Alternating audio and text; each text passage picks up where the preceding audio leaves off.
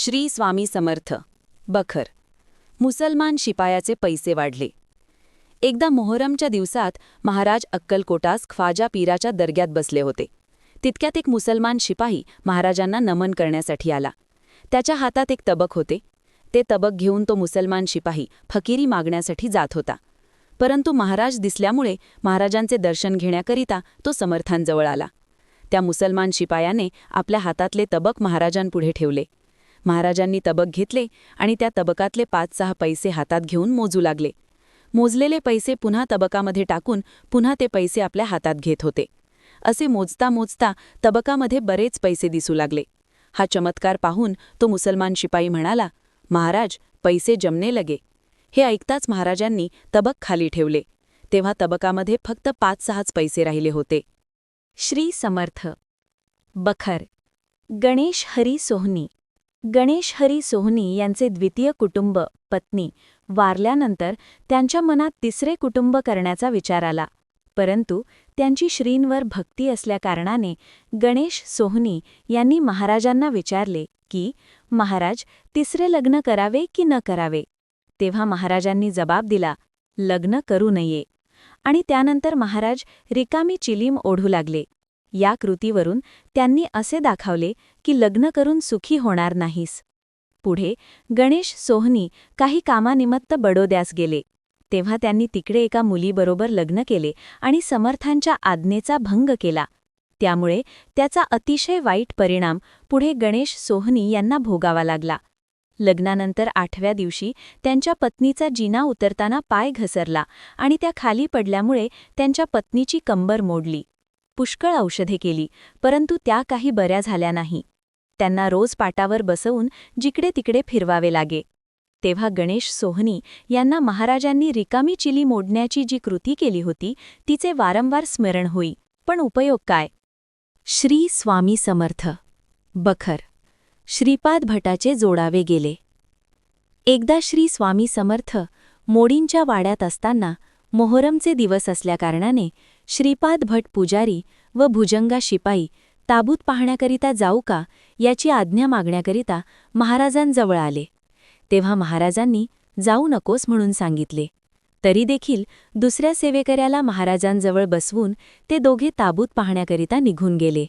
श्रीपाद भटांच्या हातात 3-3.5 तोळ्याचे सोन्याचे जोडवे होते.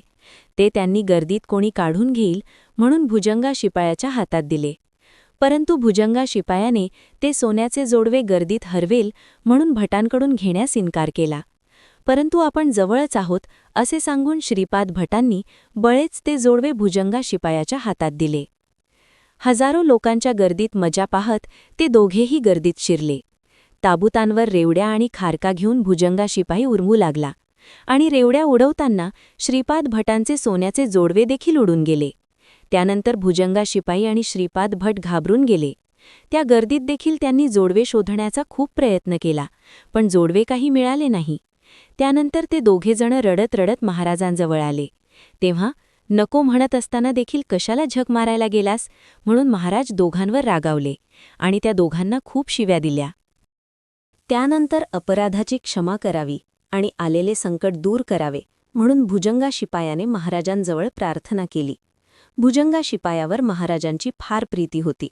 त्याने महाराजांची नोकरी एकनिष्ठपणे केली होती म्हणून महाराजांना भुजंगाची दया आली आणि महाराज भुजंगाला म्हणाले, रडू नकोस, हरवलेले जोडवे चालत घरी येईल, स्वस्थ बस. तेव्हा कुठे भुजंगा शिपायाला धीर आला. काही वेळाने एक पोलीस शिपाई व 2 मनुष्य ते हरवलेले सोन्याचे जोडवे घेऊन आले. जोडवे गेल्याबद्दल पोलिसात वर्दी दिलीच होती. इकडे एका मनुष्यास गर्दीमध्ये जोडवे सापडले व दुसऱ्याने ते पाहिले. त्यानंतर त्या दोघांमध्ये वाटणीवरून भांडण सुरू झाले. तेव्हा कशाला भांडता म्हणून पोलिसांनी विचारल्यावर त्यांना कळले की जोडव्याबद्दल भांडण चालू आहे म्हणून. मग त्या दोघांना घेऊन तो पोलीस शिपाई महाराजांजवळ आला. तेव्हा भुजंगा शिपायाने त्या मनुष्यास आनंदाने बक्षीस देऊन ते जोडवे श्रीपाद भटांना परत दिले. जोडवे चालत घरी येईल असे महाराज बोलले होते. त्याचा सत्य अनुभव भुजंगा शिपायाला आला आणि त्याच्यावरचे संकट महाराजांनी अशा प्रकारे दूर केले. श्री स्वामी समर्थ. बखर. नाना सोहनी, सोलापूरकर. नाना सोहनी यांनी अक्कलकोटच्या संस्थानात नोकरी मिळावी म्हणून भरपूर प्रयत्न केले. नाना सोहनी अतिशय हुशार होते, म्हणून मालोजीरावांनी प्रसन्न होऊन संस्थानातर्फे काम चालविण्यास नाना सोहनी यांना एका एजंटकडे वकिली काम करण्याकरिता नेमले. तसेच वकिलीची एक सनद लिहून त्यावर शिक्कामोर्तब करून नाना सोहनी यांच्याजवळ दिली. त्यामुळे नाना सोहनी यांना अतिशय परमानंद झाला व ते सोलापुरात जाण्याआधी श्री स्वामी समर्थांचा आशीर्वाद घेण्याकरिता श्रींच्या जवळ आले. त्यांनी श्रींचे दर्शन घेऊन श्रींच्या चरणाजवळ सनद ठेवली. महाराजांच्या हातातून सनद प्राप्त व्हावी अशी नाना सोहनी यांची फार इच्छा होती. परंतु त्रिकालज्ञानी महाराजांनी सनद घेऊन नाना सोहनी यांच्या हातात न देता तिसऱ्याच व्यक्तीच्या हातात दिली. महाराजांच्या हातातून सनद प्राप्त न झाल्यामुळे नाना सोहनी अतिशय निराश होऊन सोलापुरास गेले. त्यानंतर तेथील साहेबांची भेट घेऊन मालोजीरावांनी लिहून दिलेली सनद दाखवून आपल्याला मालोजीरावांनी संस्थानातर्फे वकिलीचे काम चालवण्यास नेमले आहे असे सांगितले. परंतु तेथील साहेबांनी सांगितले की आम्हाला वकिलाची गरज नाही, राजेसाहेबांनी पत्रव्यवहाराने कामकाज चालवावे आणि तुम्ही परत जा.